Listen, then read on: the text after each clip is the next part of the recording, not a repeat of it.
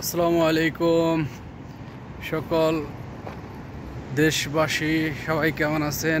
আশা করি আল্লাহর রহমতে সবাই ভালো আছেন।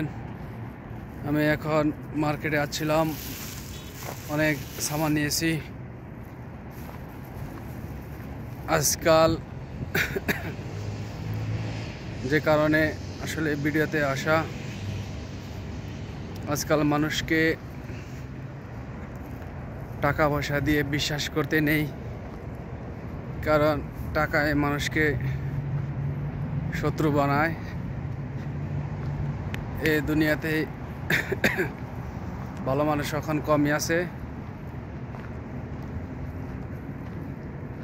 টাকাটা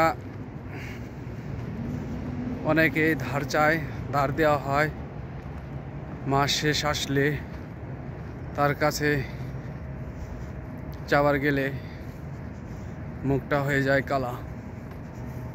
এর জন্যই বলতে চাই যে টাকা দিয়ে বন্ধুত্ব সে না করাই ভালো। আমি যতটুকু মনে করি,